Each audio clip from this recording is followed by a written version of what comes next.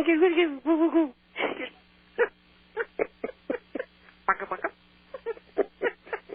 speaking our foreign language. We're crazy. Anyway, we're here, and I hope you're there, too.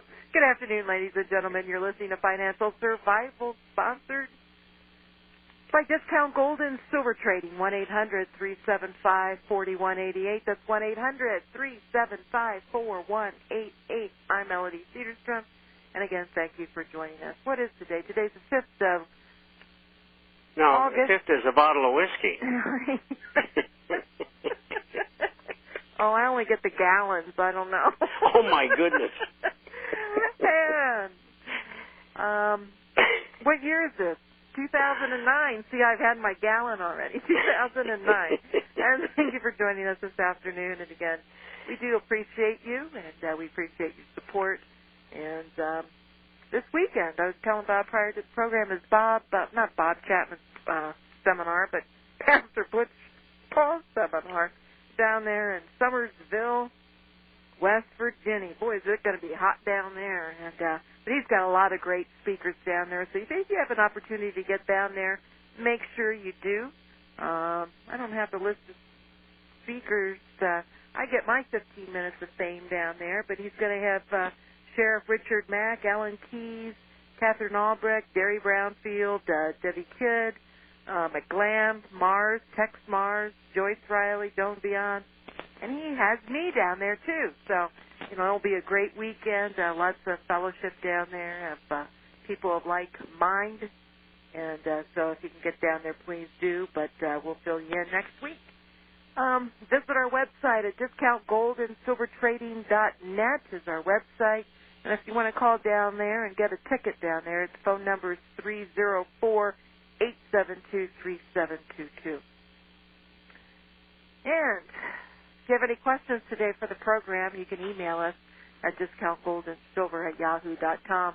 discountgoldandsilver@yahoo.com. And we do need some questions for the day. We like your questions. We work hard. Bob does his newsletter, and I make sure I get great prices for customers and make sure everyone is shipped. So, we get busy, so the questions really do help us out.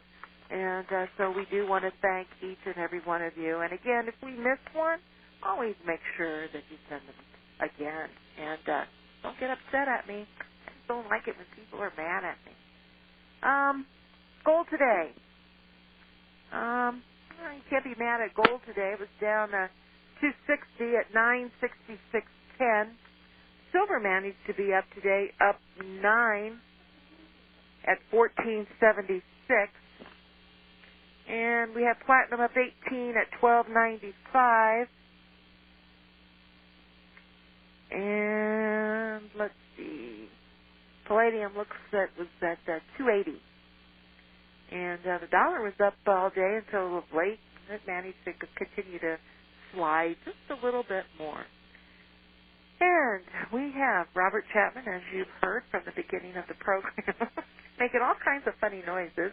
Robert Chapman. From the beginning of time. Since the beginning of time, we've had Robert Chapman from the International Forecaster. You know that I haven't recovered from Saturday night on Coast to Coast? I mean, that is, staying up in the middle of the night is devastating. Yes, it is. I mean, I was on Eastern Standard Time from 2 to 5, and I slept 6 hours before that, and I sleep 7 or 8 hours a night, and, you get your clock off, you get off schedule, and I guess when you're old, you have to put up with that. But anyway, I'm coming back. Unfortunately, I didn't have a super heavy schedule this week. I only had 16 programs in Monday, Tuesday, and Wednesday, so it wasn't too bad. Well, good. I'm glad. Hello? Yes. One of the things that I mentioned in today's International Forecaster was that I thought, based off yesterday's close, which was at 968, 969, somewhere in there. I forget the actual number on the spot market, but I said I thought it would go down and test, excuse me, between 960 and 962. And by golly, it did that.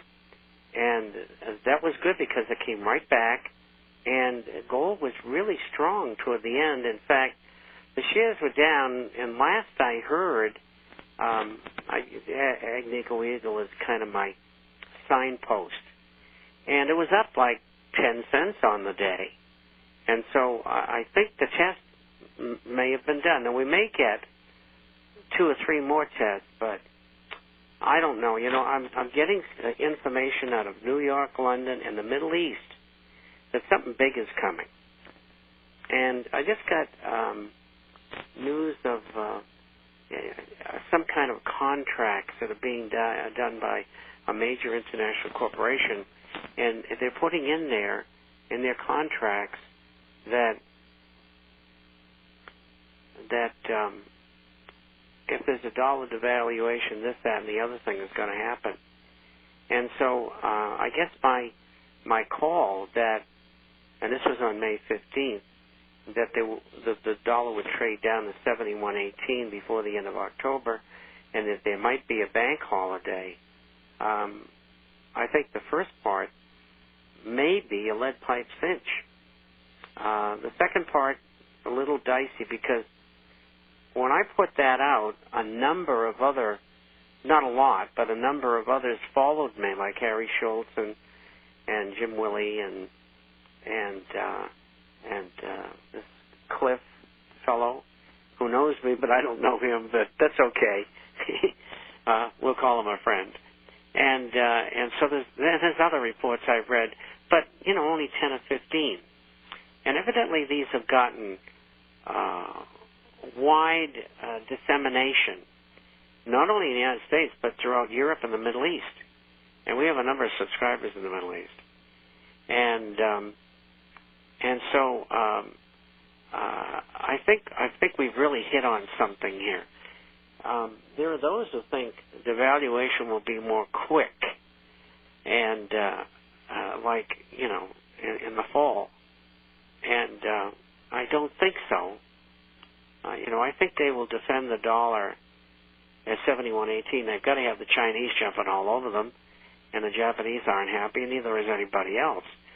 But all of these people should have realized years ago there's a price to be paid for going into the U.S. market, because the things that they're selling to Americans are being bought on credit. It's a debt creation. And that the U.S. currency since August the 16th, 1971, has been a fiat currency. And it's been inflation all the way.